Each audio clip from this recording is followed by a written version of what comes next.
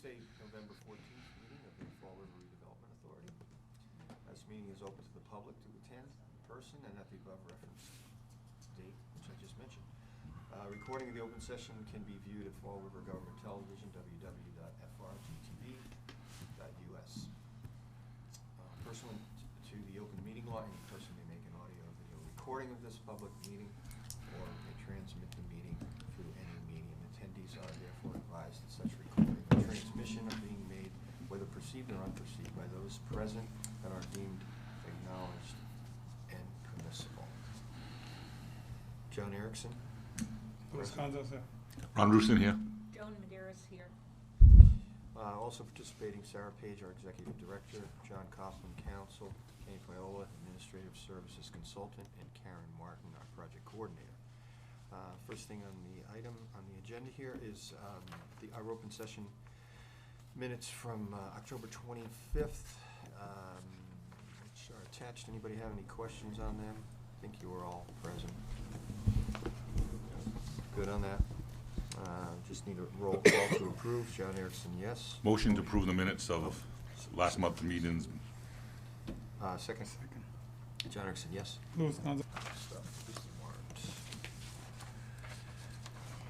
Which is a total of $96,926.63. Any questions on any of those disbursements? Anybody's part? Joan, you look over this? Yes. I see your signature on that. Motion to approve the warrant for November 2023. Second. John Erickson, yes. Louis Contos, yes. Ron Rusin, yes. Joan Medeiros, yes. I should mention Ann Keene could not be present tonight. Next item is City Pier. Karen's going to give a dock update. So the docks, Coastal was back out there today to complete the punch list. The only thing that was gonna be outstanding at the end of the day was gonna be the lock set. The final, he has a lock on it right now, but it's not the final one that we can program to, open at sunrise and close at sunset. He's hoping to get that in. He talked to Bill, the engineer, and they got a verbal approval, so he's looking into getting it, and he's hoping maybe next week to have that. The only other thing that, he called me this afternoon. He's like, I'm going to start this out by saying, don't panic. I'm like, okay. And so I guess the guys put the pile caps on, but they're black. And I said, well, we want white. And he said, you sure you want white? I said, I am absolutely certain we want white. We've gone back and forth 10 times. We want white. So he's got to reorder those and get the white ones in. So the black ones are there. I don't know if he's going to take them off today or wait till he's putting when the white ones come in. So the engineer was going to try to get over there tomorrow to make sure everything else is okay. I have to be out there tomorrow anyway, so I'm going to double check. But the pile caps that are not the final pile caps. So just so you know. I didn't know. When did those go out? I didn't notice. Today. Oh. Today. And he wasn't there and didn't know. Yeah. So when. Yeah. Black had come in. Yeah. So. Are those locks that go from sunrise to sunset, are they programmable they change themselves, or you have to go change them? So there's a software that comes with them that Yeah. we'll have that we have to program. Whether I can just put it to to follow daylight savings time. I'm not sure of the actual Yeah. programming intricacies. And then it's going to have the key override too, and the harbor master will have a key to that and everything. I'm just thinking if somebody goes to the cove and they stay a little bit too late and they try to go back to their boat. They're supposed to then have to call the harbor master Okay. and feel like a jerk, hopefully, Perfect. and not make a habit of it. And so the cameras are all installed too. They're working. I'm not connected to them yet, and we need Scott's going to come by the office to get me connected with all of that. And I have the harbor master is back.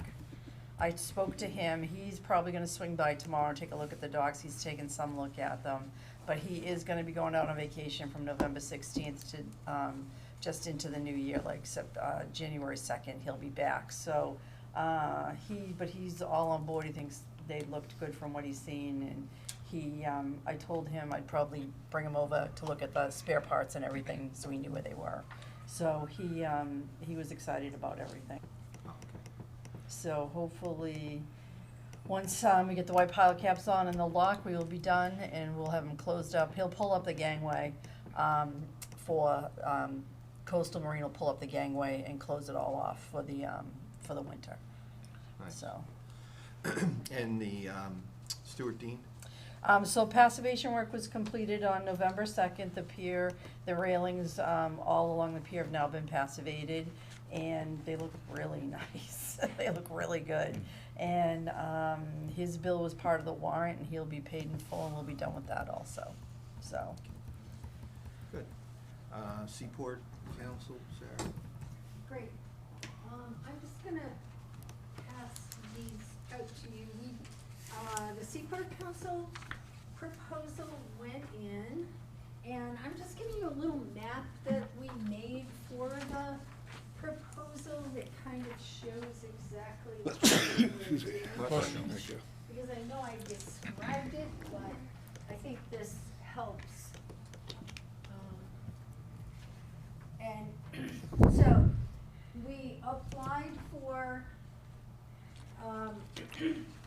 a plan for this peninsula, which we ended up calling Northfield, Spit. Point. Spit. No, we ended up calling it Northfield Point, Okay. right? I didn't make up the Spit name. No, I know. Somebody else gave me that. Well, but that, we don't think that the Say- Northfield Spit was ever really a, you Good know, name? a formal name. And I don't even know that Northfield wasn't just something an engineer came up with, like we just came up with this to have something to call it. So the proposal, says that we would be designing mooring fields for the, cove area. Actually, this plan is a little cut off.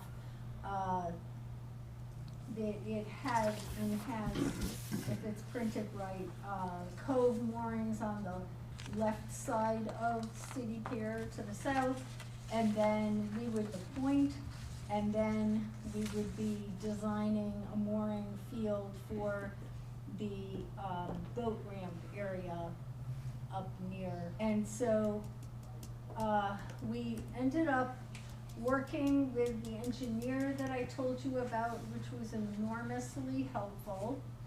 And we asked ultimately for $396,000, which was a lot more than I think we were talking about at our last meeting. But when the engineers really looked at what it would take to plan all of this out, they came up with a detailed budget, and it made sense.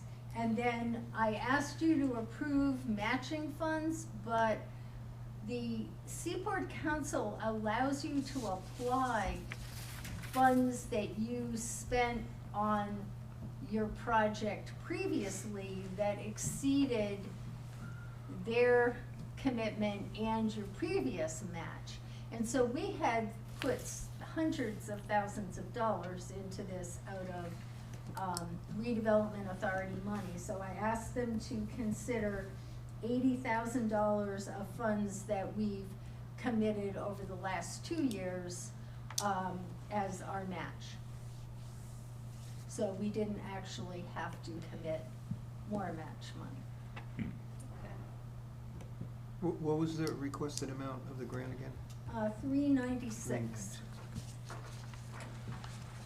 Okay. Maintenance updates at City Pier. Karen is gonna talk to that. Yes, so the irrigation system was all blown out and shut down Friday, November 10th. I am meeting the water department tomorrow morning to have the meter pulled for the winter shutdown. And the landscape is gonna probably be all cut back and everything likely next week, he feels. And then that should pretty much wrap up all the cozying up for the winter on City Pier. And then come springtime, we'll play the weather and see how it goes, and let's hope we won't have to plow much. Sarah, how long will we know before that grant's accepted or not? Oh, Is it like a long time, or is it just, no, we should know the meeting where they make a decision is in December. Last year it was around December 14th or something. So docs, the mayor and I went up to, I think it was Salem or somewhere. So we'll probably go to the meeting, give a presentation, and if you've been asked to come and give a presentation, you could be pretty sure that Yeah, it's being approved. And we had our delegation write a letter of support, and we also got a letter of support from Groundworks South Coast with youth. And they had really expressed interest in having their youth help clear this land because it's got invasive species, and that's something that they've been doing at Cook Pond, and they have funds to work in Fall River.